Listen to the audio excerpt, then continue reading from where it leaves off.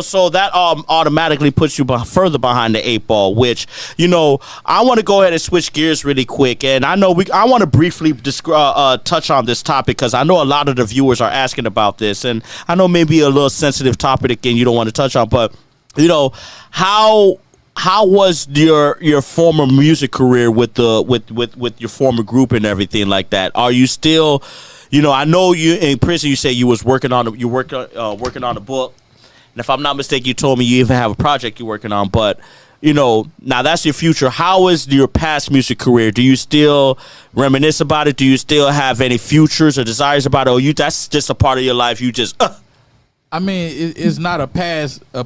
You know what I'm saying? Right. Like, we still touring. I just did 2 seasons of Love and Hip Hop. That's current. We just did the biggest black-owned tour in America. Beautiful. 2 years back-to-back, called the Millennium Tour, and then they toured without me while I was in prison and did the Millennium Tour. And also, talking about the former group and everything, right? It's not a former group; it's my current group. Your current group. I'm sorry, right? Yeah, but so it's relevant. You know what I mean? We the biggest group in the urban community. You know what I mean? Beautiful. So that's just another lane. You know what I'm saying? Right, I'm in a different lane right now at the moment. That's always gonna be there. It's a part of my history. It's a part of American culture. You know what I'm saying? Like we 4 black African American young men that came out of poverty. young that was able to have success. You know what I'm saying? And make it out the hood and be able to take people with us. So it's a part of my story. And you know what I love about you guys? Because you was on Love, Women, and everything, not the gang, shoot 'em up and everything like that. But it started there.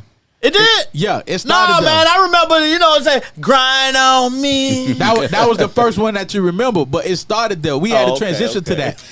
That's just me understanding business. You understand what I'm saying? Oh, okay. When that record went across the country and it took the country by wildfire, and then automatically me not knowing the word at the time, but understanding business concept, we had to scale that. So now it's like, okay, we need to replicate that. So now it went from grind on me to Your Body to the whole album. Right. Now we doing R&B music and shit like that. Because that's the business side right there. That's like you said, it's like, okay, we got to make this commercial music to be able to get to where we need to get, right? It wasn't even commercial. At that time, we was really going against what was the popularity and what was normally played on radio. They didn't like playing that kind of music. They used to take our records off the radio. It's like, oh, it's too risque, it's too sensual, it's too sexual. Seriously? Yeah. This was the music that you have today. We paved the way to do that.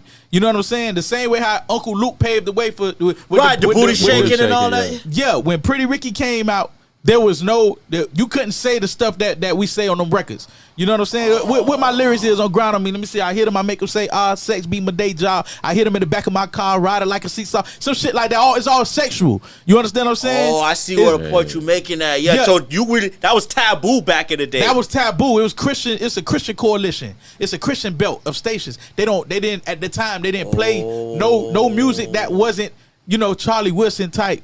Right.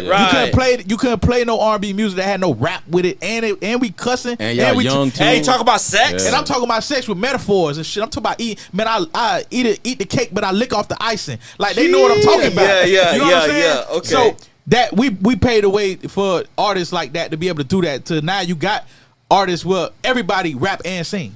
You know what I'm saying? Drake, the Nicki. Yeah, that's a whole new Drake era, pretty much. Right. Paved the way. Music has changed now. You know what I'm saying?